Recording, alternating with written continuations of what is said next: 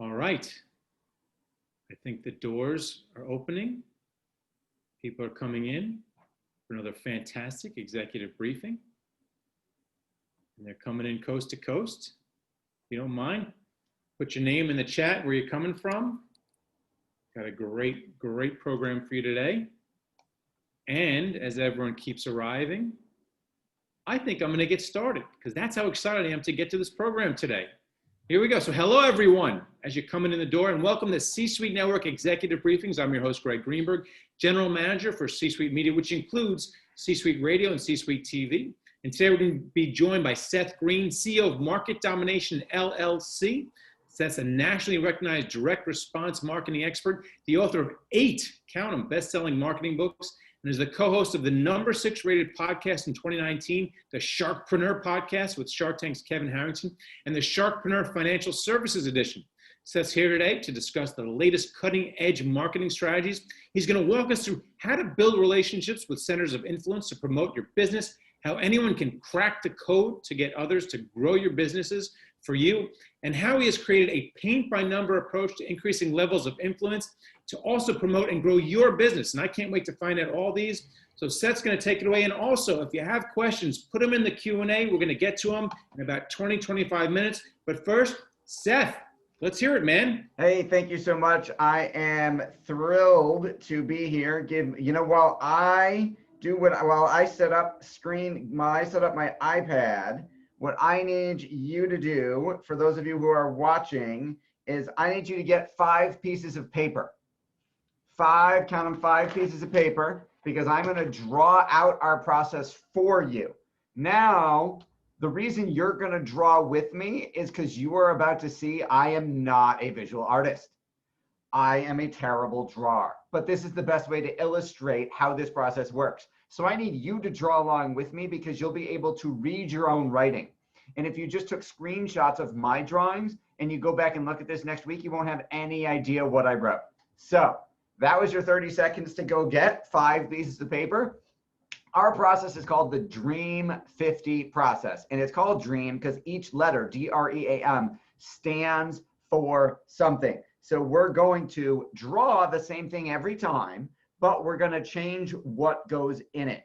So you're going to draw a box. I know this is very high skill visual design. You're going to draw an arrow. You're going to draw another arrow. And you're going to draw another arrow. So it's a box with 3 arrows and 3 boxes. You're going to end up drawing that 5 times, but what's going to go in each one is going to be different. So the first one we're going to start with is the letter D. D stands for, and you can see why you won't necessarily be able to read my writing next week. D stands for define. The first thing we've got to do is define your target market. Who is your ideal client? So I want to think not in generic terms. I want laser focused, sniper rifle, micro niche definitions of target market. So not if you don't want any baby boomer with money. If you were a dentist, you don't want anybody with teeth. You might decide that as a dentist, this is an actual example from a client of ours, as a dentist, you might decide that your ideal patient was actually a 40 to 50-year-old affluent suburban woman who got divorced 6 months ago, is starting to date again, is terrified of competing against younger women and wants to do something to make herself feel better and improve her appearance, but doesn't want plastic surgery. That's a micro niche laser focused target market. So if you're a C-suite radio host, if you're a podcaster, if you're a thought leader, if you're an author, speaker, coach, consultant, who is your target market? Then the next thing you want to determine, the next level up, is who influences your target market. So in my divorce example, who else sees those divorcing women? Well, the first person to know is actually the hairstylist. The first person she tells she's getting divorced is her hairstylist. Then she might tell some friends, she might tell her yoga instructor. Then she's going to go see a divorce attorney. There are people who influence your target market. So for example, we have a client who has a SaaS, a software as a service program for business owners, for self-employed folks that tracks mileage and expenses. And it's an app. Well, his influence, so his ideal client might be a real estate agent. But The influencers who influence real estate agents might be a marketing guru who has a marketing course for real estate agents that has served 20,000 real estate agents. It might be the guys who started Keller Williams and serve 100,000 real estate agents. It's leverage. Who can we get who doesn't have one client for us at a time, but who could have 10, 100, 1,000, 10,000 or more? And then once we've defined who the influencers are who affect our target market, we need to know where they are. So if your target market was 80-year-old arthritic widows, would Snapchat be the place to reach them? I would say no, because they don't know what Snapchat is yet. They are just getting on Facebook to watch pictures of their grandkids. So that 80-year-old arthritic widow might be a much better place to reach her in an ad in Prevention Magazine. We might want to rent a list of people buying arthritis pain medication. We might want to do direct mail with large print because her eyes aren't what they used to be. So that is our first step. That is the D in dream. D is define. So if you're drawing with me, yes, I know I talk fast. I got a lot to cover in a short period of time to do it in. So this is the lightning round. So D is define. R is reach out.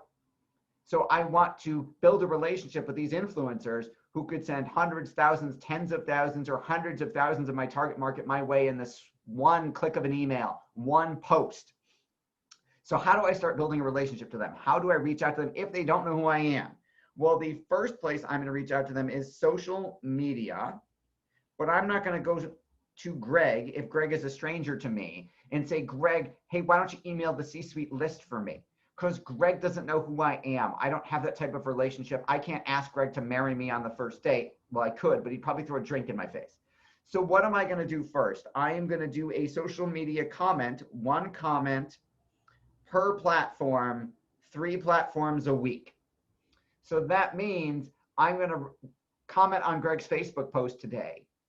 Maybe if it's Monday. Wednesday, I'm going to comment on his LinkedIn post. And then Friday, I'm going to comment on his Twitter post. So on his Twitter tweet, sorry. So I've written 3 comments a week. So I start showing up in Greg's newsfeed. So he starts realizing who I am. Then the next thing I'm going to do is I'm going to leave him a review. So again, 1 a week times 2 platforms.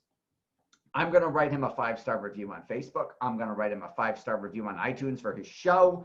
Apple Podcasts. I'm going to write him a 5-star review on Google. It's got to be honest. It's got to be authentic. If I don't like Greg, I shouldn't be reaching out in the first place.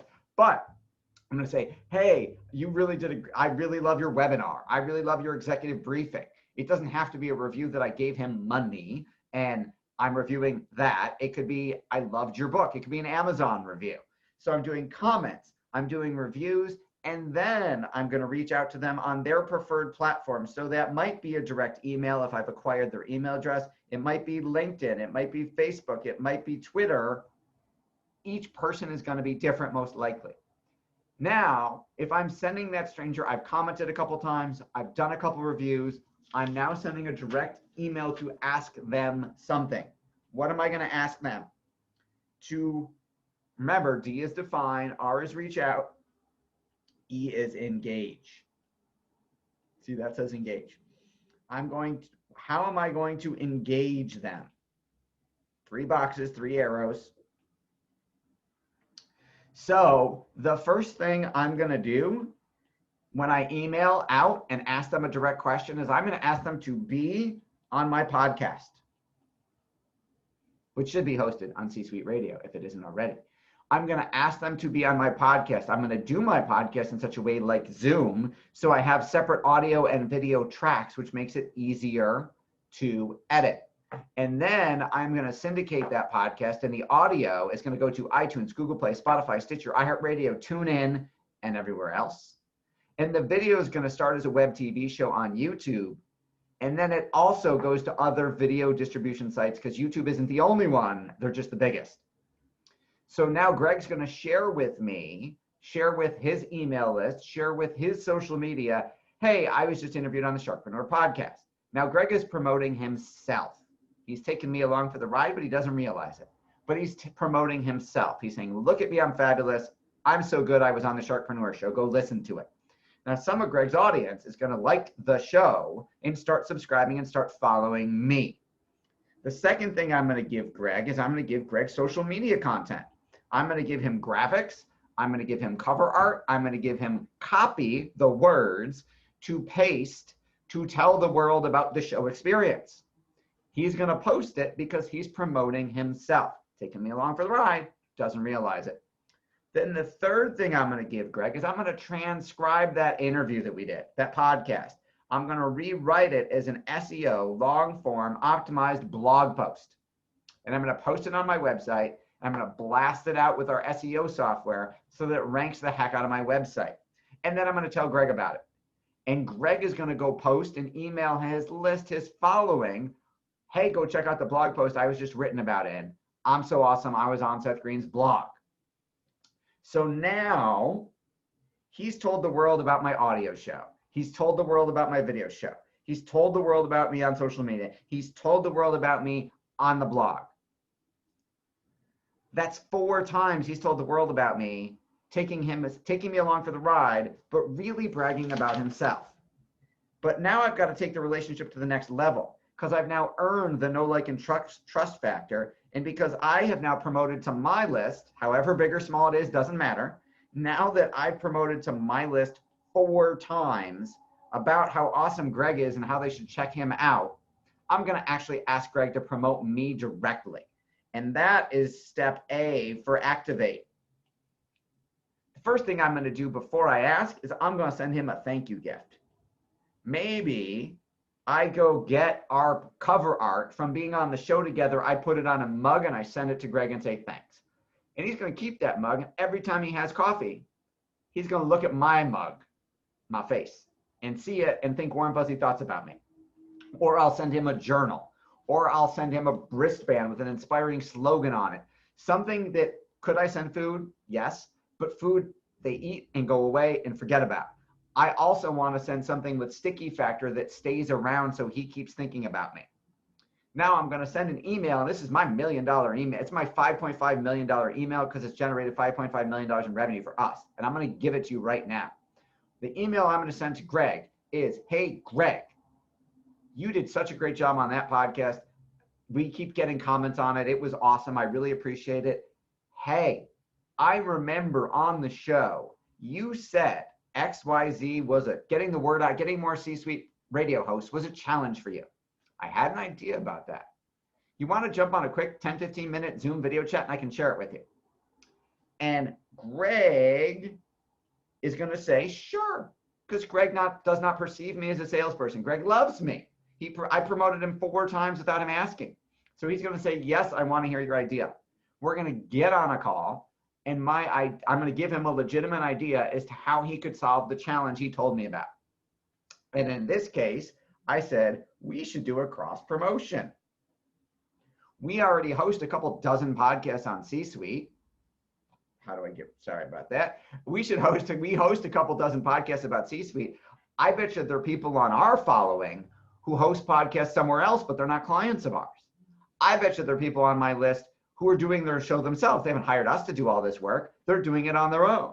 They should be on C-Suite Radio. So what if I send an email to my entire list to attend a webinar where they learn why they should be with C-Suite? Greg's like, oh my God, that'd be amazing. You're my hero. What can I do for you? Because I built up so much goodwill and so much reciprocity that Greg can't take it psychologically. He has to do something back for me or he won't be able to sleep at night and he will feel bad about himself. So he will say, what can I do for you? And I'll say, I would love to share with the C-Suite audience how to do our process that we're doing for you at C-Suite. And he would go, well, we love working with you, Seth. Of course, we would happily have you on to add value to our listeners. Say, hey, Greg, is it okay if I make an offer for them to hire us to get all of this manual labor done for them? And Greg says, well, of course, I'd love for you to serve them. And that's why we're here today. We're here today because the DREAM dream process works. And I'm going to share with you the M step in just a second, because you're going to draw the 3 boxes and the 3 arrows. You can see my box is getting smaller at the top. I'm running out of room. So D is define, R is reach out, E is engage, A is activate. And I normally do this workshop in 90 minutes. And I cut it to 20 to pull this off for an executive briefing. So I know I'm going fast and I know we're not going to get to everything. M stands for the word you all want the most, monetize. How are we going to make money? Well, Greg's going to email the C-suite audience. What's he going to tell them about? Or what is your influencer going to tell their market about you? What type of lead magnet are you going to use to go fishing with to catch your fish, your ideal clients? It could be a video. It could be an ebook. It could be a webinar like the kind we're doing right now. And then ultimately, I've got to get them to convert and pay me money. So that could be buying a course. It could be buying a consultation, a consulting session. It could be buying a package. It could be buying a book. Or it could be hire you for a service you provide, or hire us for a service we provide. Now, Greg, is it okay if I share with them how we can do this all for them? And Greg is still muted, but I know he's psychically sending me the message yes. Oh, there he is. Yes, I feel like I'm so involved in the conversation. Yes. Okay, and there's 8 million podcast chat messages we got to get back to. Okay, so if we do the work for you, we will do, if you have a podcast already, it doesn't matter. We can take over. The podcast is just one of the ways we get to the people to build the relationship for them, for you. So we will identify your list of those 50 influencers that influence your target market. We'll do all the commenting and the engaging and the reaching out to them for you. We'll get them to be on your show. We'll produce your show. We'll edit your show. We'll do your show notes. We'll write your show questions. We'll literally we'll coach you on how to do an awesome interview. You'll do the interview. We'll edit the audio. We'll edit the video. We'll host your show on C-Suite Radio. We'll syndicate everything everywhere. We'll give you the social media content. We'll literally engage with that person. We'll get them to share all of that stuff. We'll be your professional naggers and make sure that they do all of it. And then when it comes time to step 5, when it's time for you to have a conversation about what their biggest challenge is, which I have a secret way to get that information for you, we'll script the sales conversation for you so it doesn't feel salesy at all. And the person literally goes, oh my God, that's a great idea. How do we do it? Can you help me? Like, we have like an 86% closing rate because almost every single person, I have these conversations every day, which is, hey, want to talk about that challenge? And we have a challenge conversation. And at the end of it, the only time I get a no is I either get, we're already doing it, that is a good idea, it's working for us, sorry, can't afford it, or I get a, how can you help us do that? So we'll script those conversations for you, we'll tee them up for you, with the softball pitch, all you gotta do is hit, all you gotta do is swing, I can get you up to bat, I can't hit for you, you gotta hit.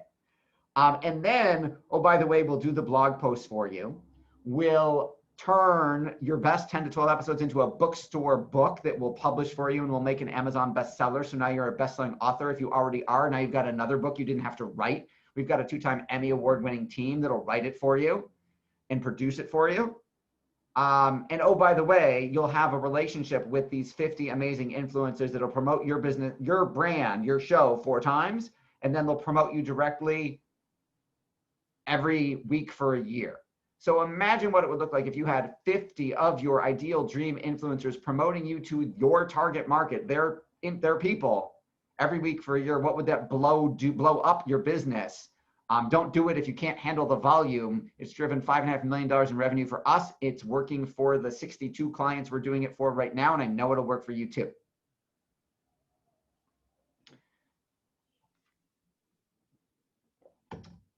All right, so questions. I'm looking through the questions. Do I have a podcast? Yes. Is it on C-Suite Radio? Yes, it's called Sharkpreneur with Kevin from Shark Tank.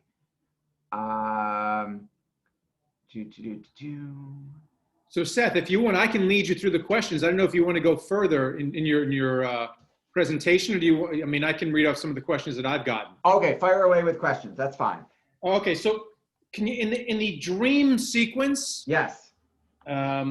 Where do people fail the most? Wow. They fail. The biggest failure without us Number one, they fail in terms of definition of their target market. It's not specific enough. Like every financial services professional we've ever talked to says my ideal client is baby boomers with money. And you can't go after them because you don't have the marketing budget because it's too broad. And you can't do effective marketing because they have nothing in common. Whereas if I said I only want Republican hunters with money, all of a sudden, whatever your political views are or your hunting views, all of a sudden we have several clients who go after that market. I can craft a direct piece to the Republican hunters' biggest fears, Joe Biden, losing their guns, stock market crashing, and I can get an insanely high response rate. So number one is they don't define their target market well enough. And then the other biggest failure is not doing the manual labor. They don't build the relationship. They go for the sale first. Or I talked to someone who's a C-suite radio host yesterday who said he's done like 40 episodes of his show. And I said, is it making you any money? He said, no. And I said, well, do you have a process to turn your guests into clients and get paid? And he said, no, sign me up. So those are the two biggest places they fail. So, but how micro should you get? So you said, okay, you want to target, Republican hunters. Does that mean you want to target Republican hunters who use crossbows, and only hunt, in Appalachia? How micro, when you're talking about micro niches, how micro do you want to get? Okay, so it depends on if you're local or national. So if you're local, maybe you want a couple like that financial advisor going after Republican hunters has 326 people in his target market. And he can, heck, what's a stamp? 50 something cents? You could send them a letter every week for a year for a couple grand. Do you think they would know who you are if you sent them a letter every single week? Do you think any other financial advisor would drop off after the second letter if they didn't respond and you're the only one who stuck around? So if you're local, it might be a couple thousand people. Depends on how big your town is and what you want, and how broad it is. If you're national, that's different. So for example, our target market could potentially be huge because theoretically, any author, speaker, coach, consultant, professional practice owner doing X amount of revenue with X amount of employees could use us. But we don't really go after hundreds of thousands of them because we couldn't handle the volume if they all said yes. So we niche down to the point where we work with marketing agencies who are certified in both digital marketer, ClickFunnels, and Infusionsoft and HubSpot. So maybe they do over $1 million a year. So maybe that's 123 agencies in the US because we can serve the response that we get from them. If I went after every ad agency in the country, I could not serve 100,000 people because they're going to reply at a very high level. And again, remember, this is one a week. But if there's 5 messages and 250 people that you're juggling, it takes some manual labor and a team of 38 people here to do all of that juggling. So how big it is isn't necessarily the first question I would ask. Size does matter, but it doesn't. I would say it depends on if you're local or national and how broad you're marketing and what you're selling. If you were selling a course that was online and infinitely scalable, you could have a bigger target market than if you had a manual labor-based done-for-you service. Along those lines, Frank Piccirillo wants to know when, not about how big, but how soon is too soon to choose a micro niche? How far into business should we be before we narrow down very deeply? And once again, if you have questions, I'm reading them, so put it in the Q&A. But anyway, I just put the link where we have a special offer for C-suite listeners. There's actually a 50% discount on either level of our service that we can talk about in a little bit. When should you define a target market? Well, if you're starting a business, you need to define it before you start. But most of the folks here already have a business, so I would say it's never too late. We help businesses redefine themselves every single day. So we have plenty of people who say, I thought I had one target market, but now that I'm working with you, they do a second target market that all of our marketing is geared towards. For example, the Harmon brothers, who were the kings of viral video, 1 billion video views, $450 million in sales. They're one of our clients. You don't have to have $1 billion to hire us, just so you know. But they originally had a much broader their target market, but now they have courses because it costs $1 million to get a viral video from them. So they've created courses on how to create your own viral video. Those courses might be $47. So now for that level, they hired us to market that service through this process because they can sell that. It's a membership site. It's infinitely scalable. they can't take 20 people for $1 million video because it takes them like 6 months to build one, to produce one. But they could sell 10,000 copies of their course, if that makes sense. It does. This is awesome. I love people who speak faster than me too, because I always get people ask me to slow down because I'm from New York and I speak too quickly. My wife yells at me all the time. I love this. All right, so Nick Kroll wants to know from you, Seth, how do you value a customer's most important conditions of satisfaction? Wow, that's a really good question. We got really good attendees. I see that. I don't know. I would ask. Are you asking for your clients or ours? If you're asking how we measure success of our program, obviously it's the relationships. There's the metrics of the downloads and the views of the podcast and the videos and the blog post keyword rankings and all of that stuff. But I care most about the business you generate, the money you make, because if there's not a financial ROI, you're going to stop doing it. If that's the question, then I answered it. If that's not the question, then I would ask. I would say, hey, customer, these are the 7 things we're doing for you in order of importance, 1 to 7. What's most important to you? I'm not sure if that was the question either, but I'm trying. But here's a good question, along those lines is when you're setting up your program, obviously people have high expectations. They want to get their podcast. They want to do this. They want to do that. Do you set out metrics? Yes. So you say, all right, I'm going to get you here. And if I don't, we absolutely have KPIs, key performance indicators, to measure our progress every single week of what's getting done, who's doing it, is it on time, is it getting the right results, do we need to make any changes or do more of it? Yes, I am anal and meticulous about tracking, is it working, do we need to change something, or we need to do more because it's working great? So yes, we have metrics. Good. All right, here's another question. I thought it was fascinating when you said that the first person to find out about a divorce might be someone's hairdresser. So how do you think through that? How do you find out who influences your influencers? It was great. That was fantastic. Thank you. So we do a lot of creative marketing strategy trying to figure that out. So we're in the divorce space for a couple different clients. So that's how I know that one. So it might be, it's different for every niche. So if it's a niche we've played in before, it's easy because we've already done it.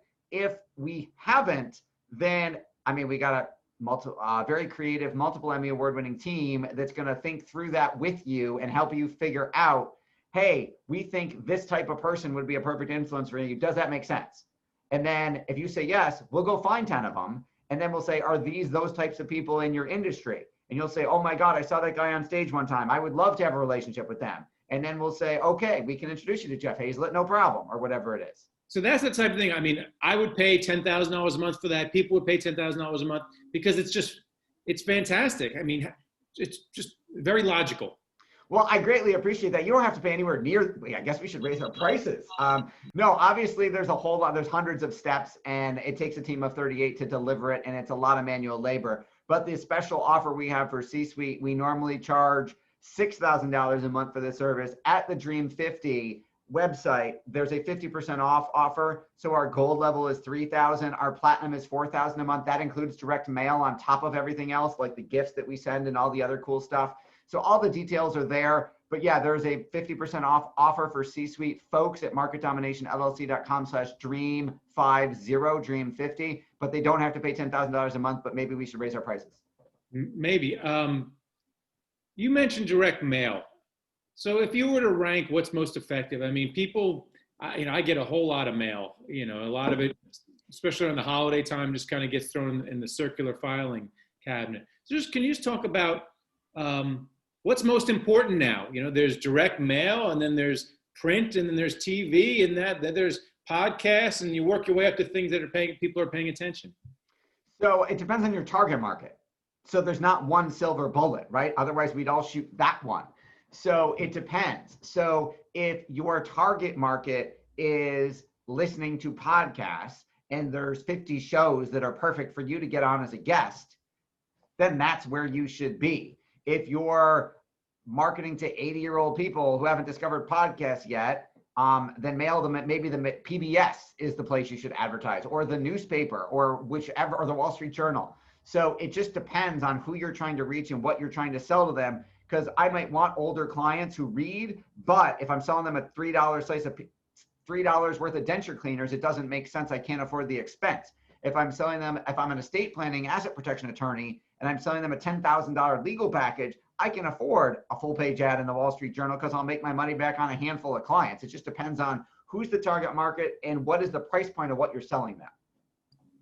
That's some brilliant stuff. So look, I mentioned, direct mail and TV and print, and now I guess we're in the age of podcasting and blogging. So what comes next? I mean, do you have any view into the future as to the predominant forms of stalking your clients next?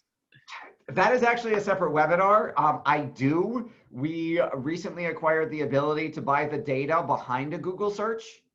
So instead of a Google keyword ad where your competition is right next to you and bidding up the prices, we've acquired the ability to buy the fact that I can see what Greg searched for Google yesterday and I have his email address because I bought it. So I could send him email, I could send him a Facebook ad, I could send him direct mail based on what he searched for yesterday. So that's the next cutting edge privacy invasion marketing technology. But again, I need at least a lot more time to explain that one because it's really techy.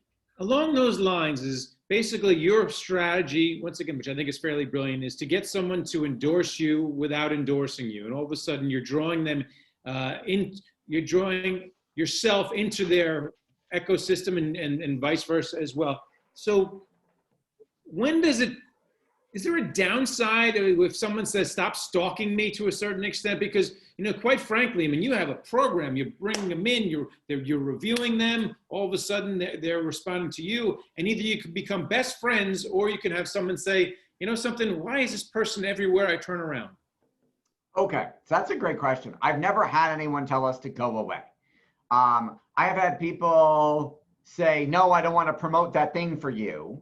Love what you did, but that's just not relevant. So for example, David Meerman Scott, New York Times multiple best-selling author, New Rules of Marketing and PR, amazing guy. Was on my show twice with Kevin. We've built a relationship. I've sent him stuff. He loves us. But when I said, can we share, your audience is business owners who want to grow their business. That's ours. Can we do a webinar? He said, no. I said, why not? He said, well, I love what you're doing, but it's not what I teach. Everything he teaches is organic inbound marketing and PR. He said, you're not doing that. It would be incongruent for me to do a webinar selling your stuff when that's not what I'm telling them to do.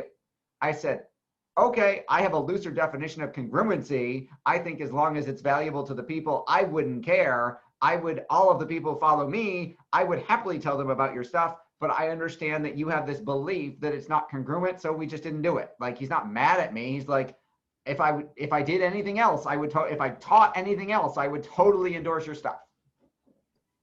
Are there any other marketing, I wouldn't say pitfalls, but mistakes that you see commonly today that annoy you? I guess like I don't know, like nails on a chalkboard. You say, I wish they wouldn't do that. Yes, yeah, absolutely. The biggest one's being boring. Everybody does Me Too marketing. They do the same thing as the same other business that they're in. I don't need another coffee shop a block away from my coffee shop. Why? They don't both have enough business. One guy's gonna lose. There's no point to Me Too. It's marketing incest. Everybody copies everybody else and they all get dumber.